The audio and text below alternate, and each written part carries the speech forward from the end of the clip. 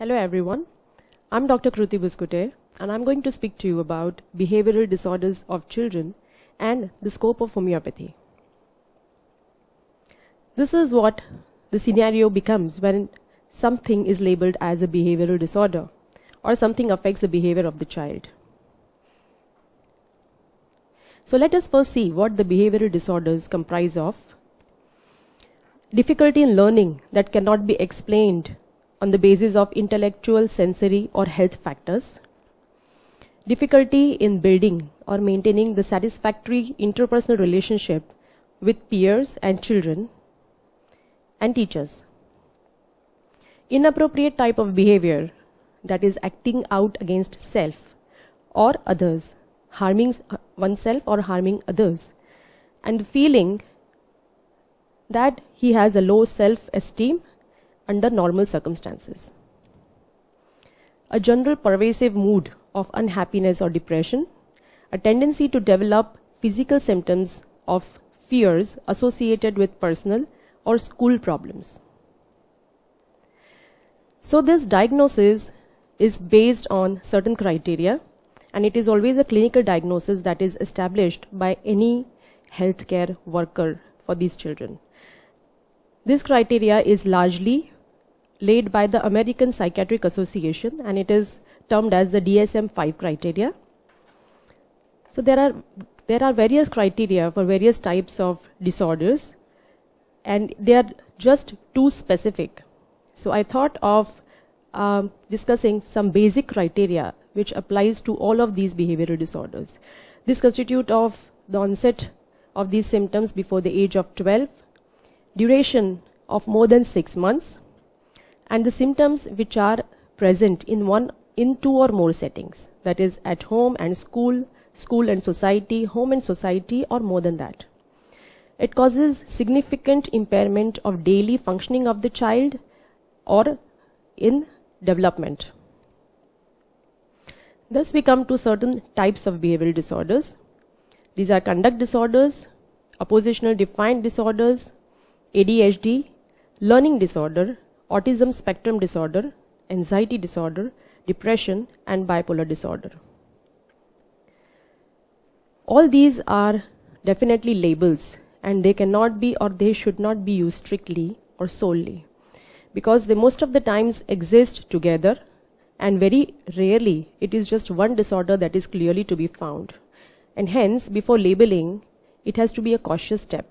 Also, under the age of 5, it could be just a rapid developmental change. The medical causes are so far unknown, but there are certain things that are called risk factors. So boys are at a greater risk than girls. The genetic or the socialization experiences of these boys are yet to be discovered. The gestation and birth plays a large role, that is difficult pregnancies, premature birth, low birth weight babies. All of these may contribute to the children's behavioral problems later in life. Then this is the biggest risk factor, dysfunctional families where the children are brought up. It could be domestic violence, abuse, poor parenting skills, or substance abuse of the parents, which could influence the child and cause some of the disorders.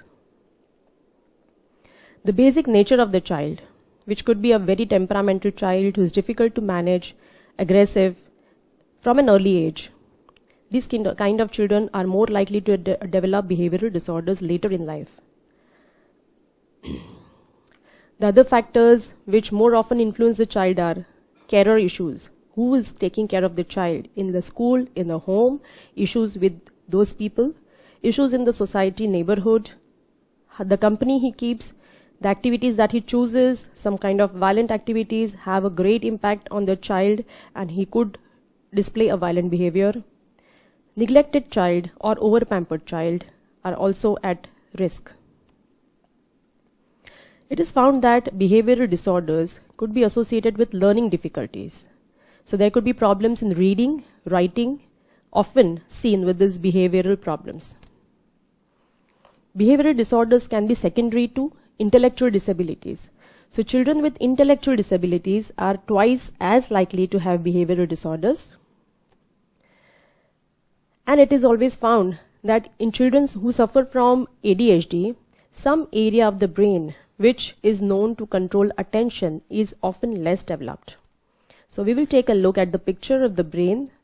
Here, the picture in the orange shade shows that it is behind the forehead and it is responsible for the behavior, memory, thinking and movement of the child. And this area is often known to be less developed than other children. So let us discuss about the most commonly seen behavioral disorders in clinical practice. These are the ODD, Oppositional Defiant Disorder, Conduct Disorder and ADHD. What is an oppositional defiant disorder? It is something which is found in 10% of children. Boys outnumber girls, and the manifestations are easy anger, annoyance, temper tantrums to annoy others. The child argues frequently with the closest person, maybe his dad, or maybe his mother, or whoever he feels is closest to. There is a lot of disobedience, outright disobedience to everything the child says no. And when he is confronted for his behavior, he tends to blame others. This is a typical picture of a ODD child. What is a conduct disorder? A conduct disorder is where the child is actually termed as a bad kid, a black dot kid, because of his delinquent behavior and refusal to accept rules. The prevalence rate is 5%, and boys outnumber girls by the ratio of 4:1. 1/3 of children who undergo a conduct disorder are found to be suffering from ADHD. So the behavior of these children would be repeated truancy, that is bunking school, classes or any regular activities for some other petty reasons. There could be disobedience, aggressiveness towards the parents, to the teachers or any caregiver. There will be lack of empathy for others, lack of empathy towards animals also. They would be very cruel towards animals and they would display a sadistic behavior. There might be bullying or there might be physical or sexual abuse that the child will do to others. It would be very keen to start physical fights, use weapons also, which is more often found in older children. And at a later stage, if these children are not helped at an initial stage, they might display criminal behavior such as stealing, deliberate lighting fires, breaking into houses and vandalism. They might also have a tendency to use drugs at a very early age, use of cigarettes, alcohol, everything at a very early age. And there will be definitely frequent lying in order to do all of these things, a tendency to run away from home, and there could also be suicidal tendencies which are very rare, but it could be associated or end result of a conduct disorder. So this is what an conduct disorder child would look like, bullying the other children just out of pleasure. Let us see what an ADHD is. Though we have often seen and used the term ADHD, the prevalence rate is only 2 to 5%. Boys to girls ratio is 3:1, and the characteristic behavior in ADHD child would be inattention, impulsivity and overactivity of behavior. The inattention would be quite characteristic, which is more often seen as a difficulty in concentrating, forgetting instructions, moving from one task to another without completing anything. The impulsivity would be like a short fuse. He is accident prone, and while talking he would take over the top of others. And there will be overactivity, constant restlessness and fidgety of something. Some of the limbs or himself might not sit at one place and all of that sort. So what would be management of these type of disorders? The management ideally should aim at identification of the triggers, which could be at the school, at home or in the peer group. Removal or resolution of triggering factors with the help of counselors, teachers or whoever. And if all of these things are not resolved at the primary level, one could seek the help of homeopathy with clinical counseling and vocational training wherever needed. Let us see the scope of homeopathy in the treatment of these disorders. Now, homeopathy is well known to treat the person. It doesn't treat just the illness. Hence, the scope of homeopathy is vast in treatment of these diseases. Even the diseases which are not termed can be treated with homeopathy. And the science of homeopathy, which is based on individualization, law of similars, and there is always a holistic approach taken in every ailment, helps increase the scope of homeopathy. So what is the modus operandi of a homeopathic treatment? We take the case in full details and we try to scrutinize the cause and the effect, which is always different in each case, in each patient. And there is a close study of individual factors like the nature of the person, the complaints and the peculiarity of his complaints, the characteristic triggers, the family history is considered. It is studied carefully. The history or the state of mother during pregnancy is also studied very carefully. Thus a complete picture is achieved, and the picture of the child in his illness, what is peculiar to the child under that label illness, also is to be studied in homeopathy. And then we choose a remedy. One remedy is selected out of 5,000 other remedies, and the effect is monitored over each follow-up, which usually is after 2 to 4 weeks. And thus the repetition of the remedy or the increase or decrease of the dosage is studied and is considered. What we expect is a phenomenal change in the child, in the behavior of the child. It cannot be overnight. Though homeopathy is known to do magic, but because of the nature of the illness in these children, it has to be a phenomenal process. The treatment is continued till a positive change is arrived at a sustainable level, which means once after the treatment is considered to be over, there should not be a relapse, and the child gradually progresses to lead a normal life.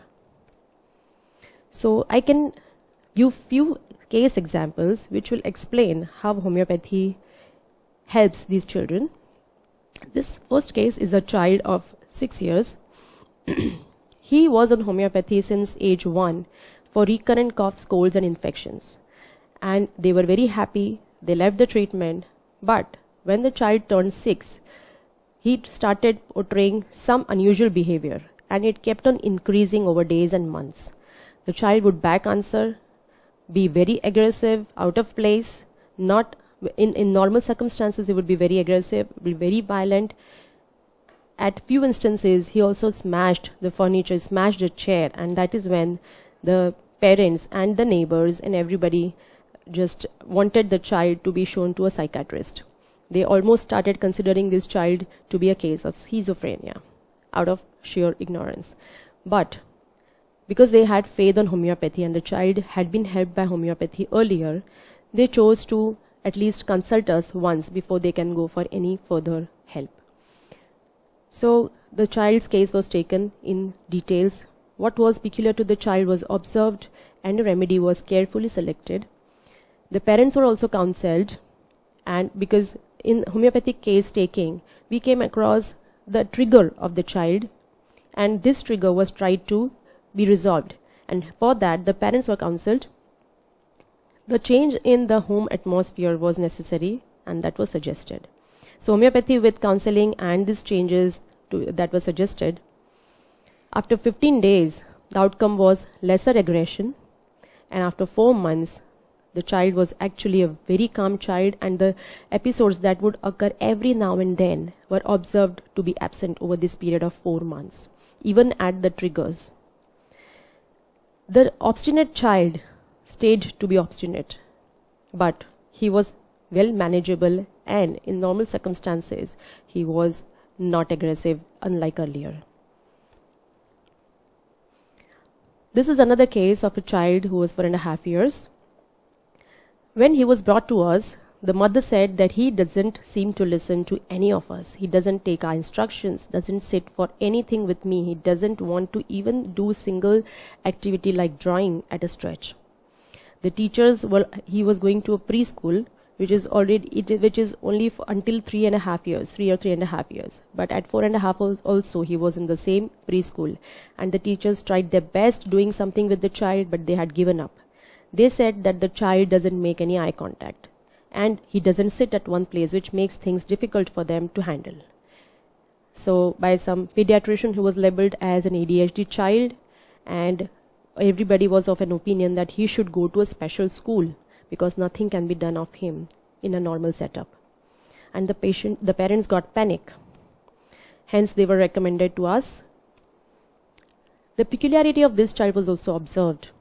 The child was very timid, very shy, and he would not let me feel the pulse. He would just hide behind something. As soon as I would turn to him to look at him, he would hide away. And that was not out of any mischief. That was the state of the child, which was observed very carefully, and it was very clear.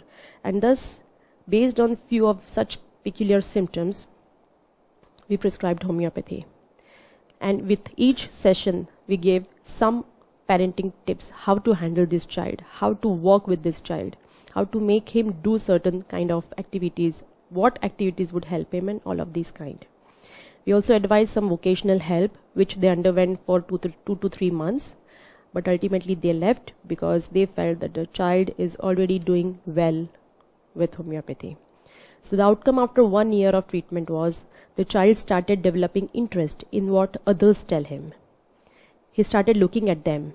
He became less timid, and restlessness also decreased. He started to interact at home with few teachers, with the peers, other friends. He started making friends actually. He started taking interest in reading and drawing. And when he would come to the clinic, he would sit in the kids area for quite a long time, as much as 15 to 20 minutes, and take a nice stall around all the books, select a book that he would love to read, and he would go through the book nicely, page after page, which is what I just wish I could have shown the video. Thus, he was able to be taught by kind teachers, because he was a very timid child and he needed kind teachers at the school, which is what we made them recognize, and they addressed this factor at the school also. Thus, after 2 years of regular treatment, he was being able to be sent to a normal school. And the parents were completely happy about it. Thus, the conclusion I would like to say today is most behavioral disorders are in the reach of homeopathy. They can be managed very well with 4 things, that is tenderness, compassion, care, and homeopathy.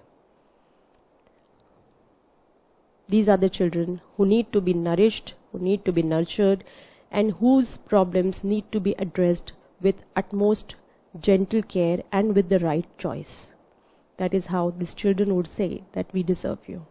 Thank you.